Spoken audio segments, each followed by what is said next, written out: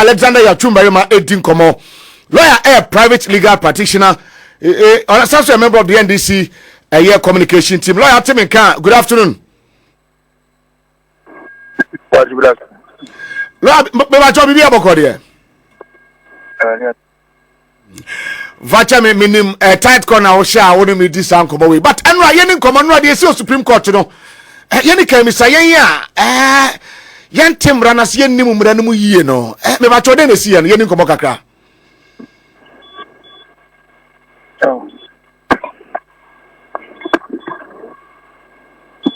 the Supreme Court met to sit on after my down when mom was and one there were some preliminary objectives in the room that I didn't but I didn't know. There were some young co there were some preliminary objections in the room. They were looking at that one.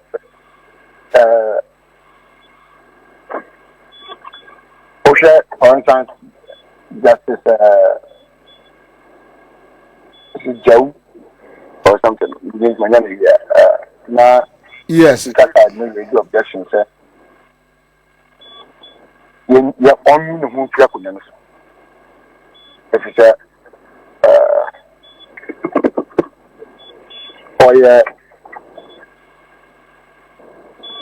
Obi a what Nandi Pidimu or both already. And as parliamentary candidate. It's the same background one, ain't me, Macassa. Oh, do not say until Swaba. Ain't you know? No, not in the moon. Sorry, or do not say, or transfer where a judge, sorry, or transfer where a judge was someone, more or less very political, and he, or not in the moon, you know, and I saw on to no prison about for matters. At the court, a quite a general sambai, or no one as in say, on the free, or the ones apart from that, not much about 10 minutes. Or what's up at over to me, at is a judge. Into a tram. And when actually, almost concerned by being one or two should be these, attending, say, Nipanemukano, our lawyer man, speaker of parliament. But will not be with me at Tinamusa, now as a speaker of parliament, a lawyer. Now, if it's a fire speaker, I found a certain lawyer where near procurement authority before approval. And to know what to mean from it. And so my home to teach you one. But I know what I'm younger than the other because they home from mine. Yes, I see. But lawyer, you met me tell me case in our Supreme Court and as a political case. Can we say that? Okay. A case at the Supreme Court, no. You met me tell me as a political case, Anna. It is political in nature. Politicians and what some year can. So yes. In a way, it's political. Yes. Because some way, you know, for so many from I saw for one some year can. Politicians. I agree. And you know, one is matters of politicians, and it boils down to the constitution. The constitution is also political in nature, in a way, into a political matter. But it's a political. Now, a year 5-member panel, no. Bako adansidi o se emri bia betwemu politically no exposed our gina on the ticket of the MPP in 2016 or whole central now the political case aba na judge Bako raise objection na kanya ne kwan so no say ye bepe eye obi for the replacing because we say Supreme Court justices no they are more than 5 and can I disagree with the ruling that court in by because one year the wire no as a channel say what channel be so be to court for be aka can say judge asumasi at me cases on members of better so we na court na aka tell say once ya gina to me say we judge na ya sign no no there was a pata so on better so be opposite so be as but I would the entia nyansam no one more try to see no more from Mamrana at the one at the 2 horses. So be a very political. Not as any panel, and as will be on the a prefer be more send you in a way one way or the other. So any panel say, one you need another baby into his own person as well. Would become a national home. Okay, but and not the no dia by no. I never answer and I hope subsequently, who raises such issues against any judge be a crown. They will say, oh, the judge is fit and proper to be a judge. So once we are fit and proper to be a judge, that issue is so unrequisite honor will not work. But in real sense, you can't say that because of say, would not pain a tremor corner judge, the sentiments with the political party and people in you. I am a member of the party. The sentiments cannot be erased. I disagree. Timabia or my partner in Chemunko. My love and everything for the NDC can't be taken away because tomorrow I am something. That doesn't relate to the NDC directly. It doesn't matter. Your emotions and everything towards a political party or towards someone doesn't erase because you are no longer with the person directly. No. The new particles are buying an abba, not buying a car. As I'm out the mood, I don't think your emotions to them or with them can be raised. And your bad precedent, and I set you toward the Amanchima. Sentence is the Abaton is become a president now. And for that reason, money a bit, to me, dangerous. For future cases that will be raising similar objections, you may not get, you may get a court relying on this pronouncement to say something. Let's move on. I see. But because me say we say na kwakoye electoral commission dey bia womo ebra eye president Kufado appointee apiahene na NDC actual krata koma eye council of state form say ye hwe competence and party affiliation no na just say ebia na say Supreme Court wo you. Yeah, that's an indirect version of it. An indirect version of it. But maybe send him when you are not so happy. The man have make a CNS. So politics near. Yes. What is good for the goose is as well good for the gander. But so what's now? If what when I want to transfer ball. What is on there? What is on there? Don't transfer ball forever. Oh, of course. Now kun yaba na I want my mu I know e be right and the what I mean, young hwee that we wouldn't free to that. And then, a brasuma, Obako. And a brano, Bible is a brand and I will not go on. A brand bit may be, but my not upon one process or a few yards in Canada. A brand is bit my say be a month for nothing as someone and doing who.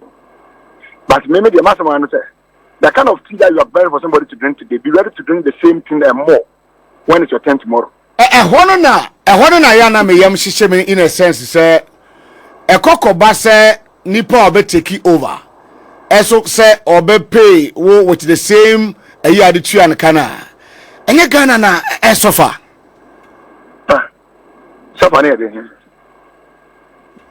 me school be ba ma question na me dad is the beginnings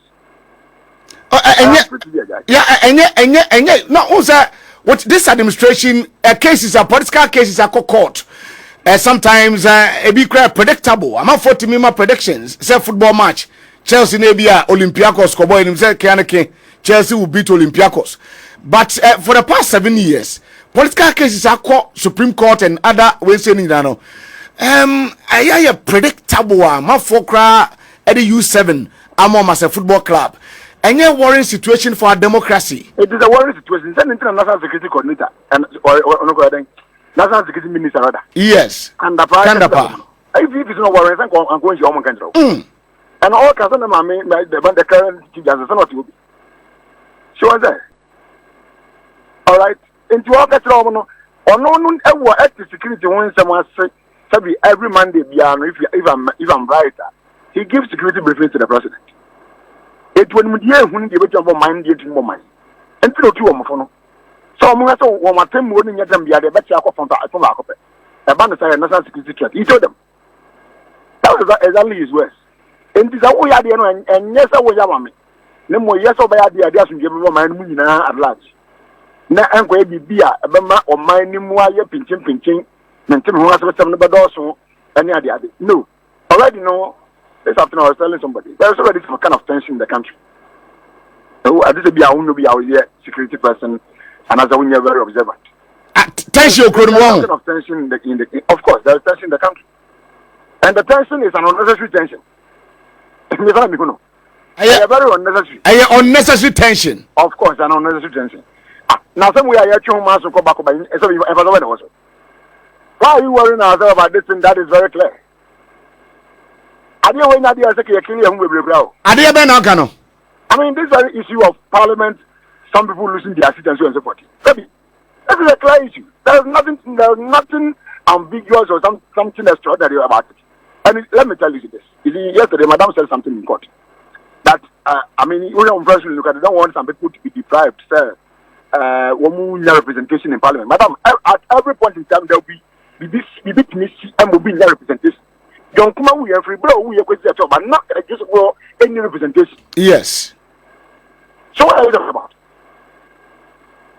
And Basua and from the time of his death to the time they went for by-election, they didn't have representation in parliament. All right? There are several instances. Honorable Joe Kwesi Granu Onguyo, but today I'm in parliament. All right? And why? Isn't it the same quota gave the same order? Okay, I was saying for the God is thinking about representation. Mm-hmm. I mean, are we saying that the entire article 97 is what? Because any time we are 97, somebody or some people will not be represented. Like Obama said, Yabo be some speaker, and never could MP. From the time I won't be a speaker to the time I go by election, these people will not have representation. All right? It's another way. Sabi, so Bakunu Ewu, one class to be more. From Bravo, who you from Bravo, you for blessing and neighbor. And also there will not be representation. And this year, I can say, and I can say that 97 in Amazon. If say I'm Pastor Parliament, the Pamba be other. No, could not be piano. I was certain piano. I mean, talking about that will be an yes in the year. And it's 97 in a win. Imagine, because if the 97 any portion, the A, the B, the C, the R, the CH, at every point in time, piano, each of them are coming into play. There will be some strategy. There will be some sort of. Now, yes, and train November 11. Na yemechiri mu article 97(1) G and H. Brofona ye twere wo hono mebajo we kwasibro ni brofo the queen no ana king no English na dia breye na we no obeka se we de sanka nchechemu bi ani ho saa o ana brofona ye na ye tiase age se Supreme Court nko anete constitution ni brofo ase. No, I mean, the part of interpretation doesn't mean don't want to. It's not so. Now, so there are times that there are certain judgments they make reference to Black Law Dictionary and give you meanings of words, certain words from the dictionary. So I know that I know one as a problem. So interpretation doesn't necessarily mean that. But you know something very funny that happened in the court yesterday. I was Godfrey Damenum says. Speaker text constitution we antiasi no only to me church the yes I don't hear any interpretation to the constitution no yes that is the kind of words that they keep telling people especially with the MBB side but who had and Godfrey Dame was also indirectly interpreting the constitution when so of our article be now or to say service to parliament 94 or something now it's service to parliament so with me as several parliament and don't be several parliament what now I heard you no. And only the speaker and different. So if the speaker doesn't have the power to interpret the constitution, which is not what is it. and then no you. Yes. In the moment when I asked or no the constitution. What is the whole year no say? I'm not or can you find the year say? Keep that is rather than or no the court in the second that we use here and this. I see. Law, Tawasudi netie her leadership, Chief Justice, Justice Tokonu, Tien na me had it in ya. Dabi abi emse Nilano Akate. Nilano Akate, but it's supposed to file by when? If we check out. No.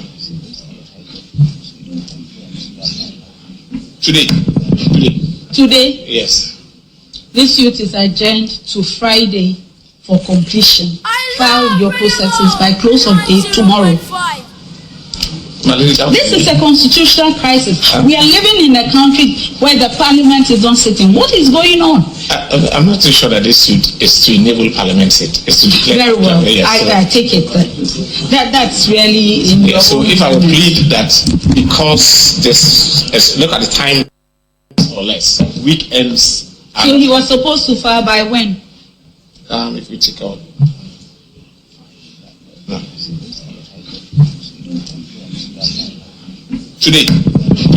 Today? Yes. This suit is adjourned to Friday for completion. File your processes by close of day tomorrow. This is a constitutional crisis. We are living in a country where the parliament is not sitting. What is going on? I'm not too sure that this suit is to enable parliament sit. It's to declare. Very well. I take it. That's really in your so if I would plead that because this, look at the time. Okay, lawyer, Amana Kati Ebeshe na yasan I reconnecting be with the NATO so 90.5 FM Sunye Yegusua ye dinkomo Pampaso live from our studios Radio Gold 90.5 FM, Rich FM 98.7 and allow Select TV on Multi TV and our face other affiliate stations. One more so Emir Jumadina Brown. According to her leadership, Justice Isaba Tokonu say Ghana FAC constitutional crisis. Sama mu du a waka de ato. Sama mu du papa waka de ato nom. Na oka bibi say we live in a country whereby parliament is not working. Parliament yatum. What is going on? Then why? You know, na serious what chairs of parliament entrance yana. Yanko yanim. Mamene lawyer Stephen Kinsley so eni komo na lawyer so adwenchire lawyer private legal practitioner. Lawyer Otemin kan unu akuma bo achine good afternoon. Good afternoon, Lawyer bibi aboko de. Oh, radio dom. Nyame adom divine selection ho ye pa. Lawyer enra na yesi Supreme Court briefly then I'll kafa ho. Yo, me that's macha we na macha matiefo na. Me did say enra anopano ni nim say ohe asemi ba ye anamontu a Supreme Court 2 ye ene adventure Ghana for actually and over the lawyer the call ya na in say yes court no be atum na watch ni gina ye no na o na no so the ato so man ka watch answer na so omo trans no omo aboto office said omo kan no da so gina ba bi omo gina na Summer Sabuja Fono, Omo, Corporate Wabama, Omo, no, Omunya Pena, Meta Krake, Omunya Mese, Uncle for my own now and more, Massive fee. Yes, but we fire constitution as well. I trip if he simple say, Aquanya Bisa Abana and Mena Akano, even less than 3 months, a nearby election. But what I say. Yes. Also na maybe more children or not, but then you know the port na canon and then in the yard at your gitum. When they call to the yard, you pass a mujitum. Yes, sir. Court na a customer. We are gonna need the some also this. But you say be a overcall court na court at the salon. And some until got the only so. But what I don't know court be as say Supreme Court. Or the or some na when this why your man penica which one young so I waiting there to idea so. It is okay now in the yard out in the court said the speaker almost at the Anugiaba, Yajitum, but we are medium normal yard. All the time, and can we say, sir, the court near right now, even if a decision be a ruling be and trust more, because sir, a cocoba say a JBB, the man say they are the final. We know, sir, the Supreme Court is the apex court of the land, or Kasa. But politically, monitor how proceedings in court and Nema a free mobile judgment bar. All the time, and can we say the Supreme Court Ominian right in their judgments or rulings? No, that's one way nipa and to say, you didn't cast a bribia or more chan or more. Yes, there are points if you are fishing bigger bar, when we say we dear, need our fine. So I say, until you get the beer no mupicha. There's no man sister, Omupana Mumbisana. Or what is so much crana, won't mean castle much in over the offer. This is also cocoa for now, what stretch the woman, the India almost acting now, as a son. You must obey once, or my order, now, my judgment, you know. It has a binding force until it is set aside. The young cost 12 more. So, of course, last year or so, Minister for National Security and making some comments. And now at the more human share, can simply say there be no case, no focus on us by a victim. That's a hard Minister for National Security, the people need to form a view of Bruno. There was all the above fresh veterans who are own. The name into your cancer, but then, woman, I did to me now. Your mobile cano, your own fancy a cassia and one yarding. I ain't even cassia and fine yardman. That's what I say. It's not the officer,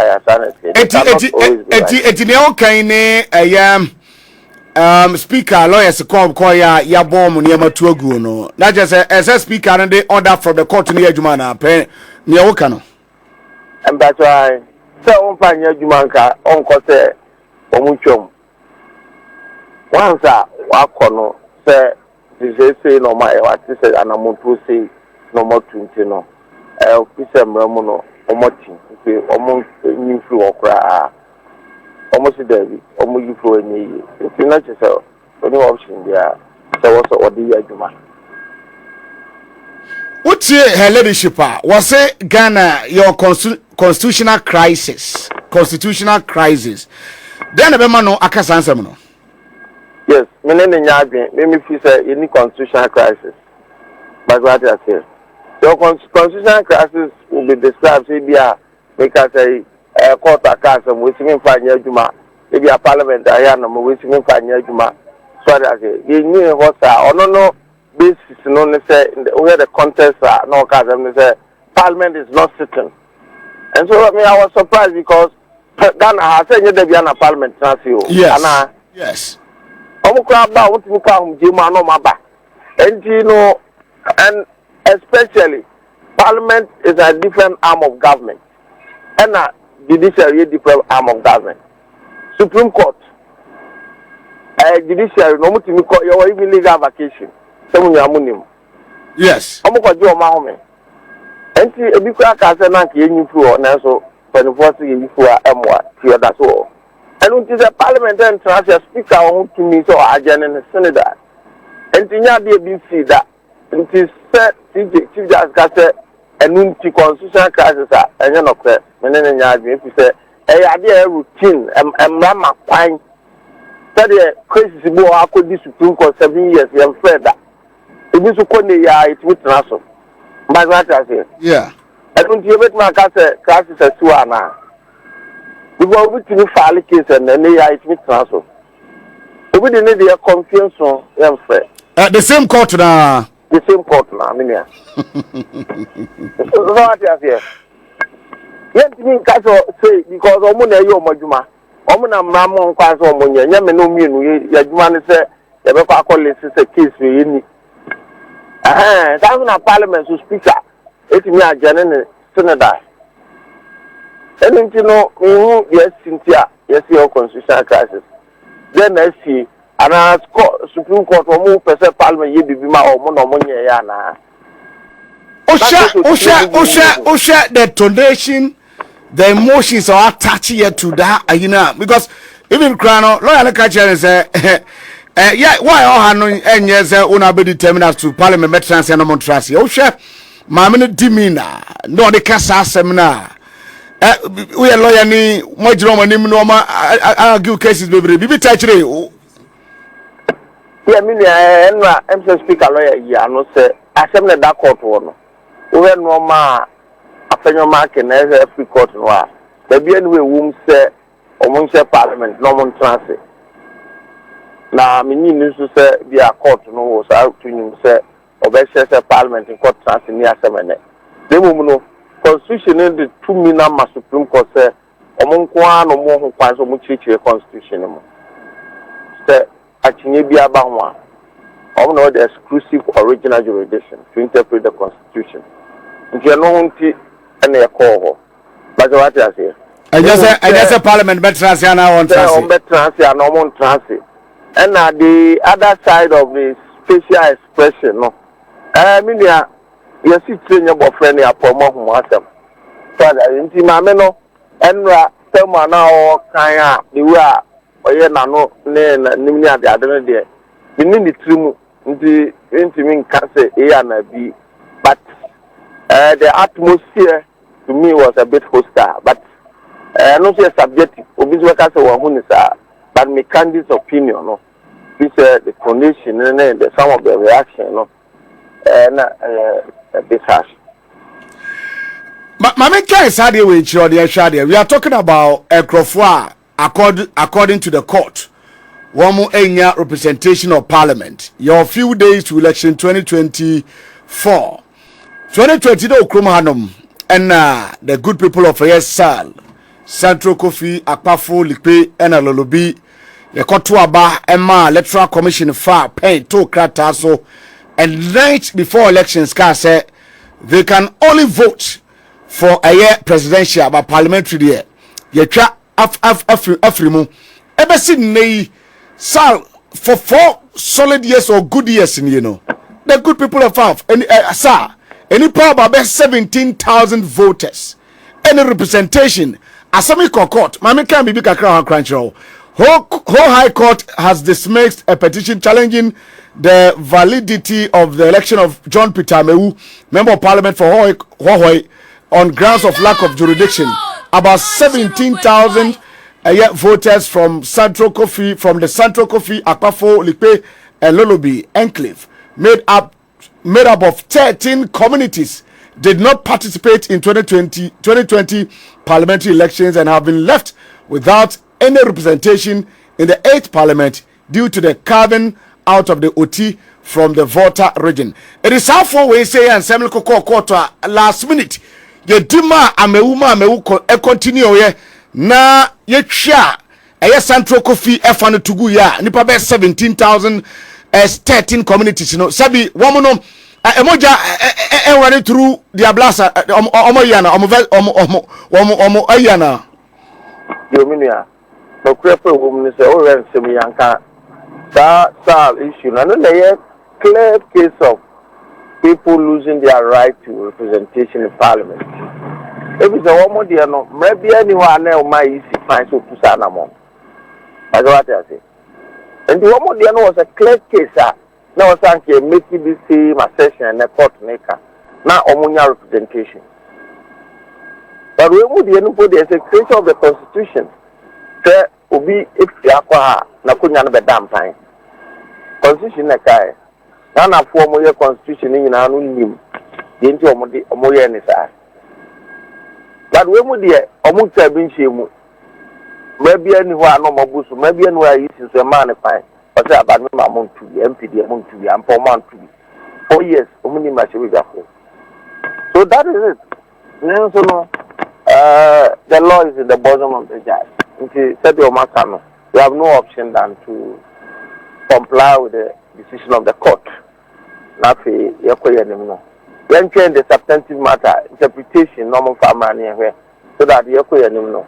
Now we are clear as to when which one declares it vacant and then when the court speak our own to me and I need to that we get it up from there. But the substantive matter we can say we are yet to get that if I saying a chichimuno or interpretation from a Supreme Court. Now looking at 97A G and H I can was semini. Yebeka say yendie yehuse mu da ho but utietie commentaries from the justices na no ba ne isaba eka na ade yentimi ma obi ntra wa only representation ade adena ye ni case nyu de but enya wie na ne yahunu no. Oh, of course, clearly decision like by na even President Omo granted that restraining order. Any you can take a cue from it. But then, Supreme Court, they are not bound by their previous decision. So as almost someone be Sano, almost Mr. Sano. In the end, if you are no, say a declarative release. Omega say, oh, the dictator say, speak our own fine, so declare vacant. And I mean, let's, you better be a na guide will be a year anymore. But I say that Supreme Court a double tank Supreme Court na. They say what can say here now a trouble must be. The same Supreme Court now. Is the constitution. Say omo momu na kan sama court be to so for PAA court na da nyina e hye wo. Omo ade omo kan here omo timi kan bi o chena. The same subject matter no ombetime. Yes, sir. The constitution no. The church mo also o ka go so o kan ya o ti ase mu da o fine. Yes. That's so about constitutional interpretation. The normal meaning here. You have the letter and then the spirit.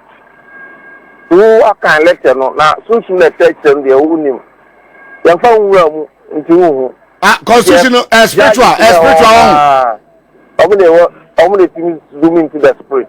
The spirit no we no enya Bible na menim say Moses no ne we no mo wo ne nyame na nam na constitution there the spiritual aspect no way.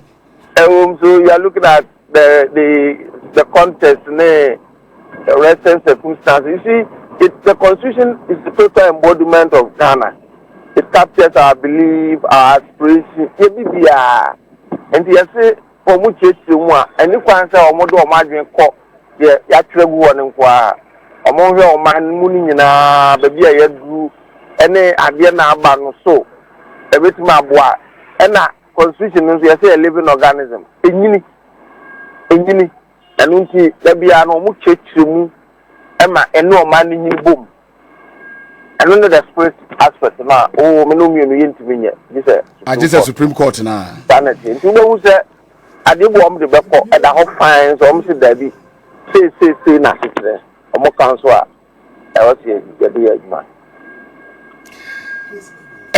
Finally speaker eba na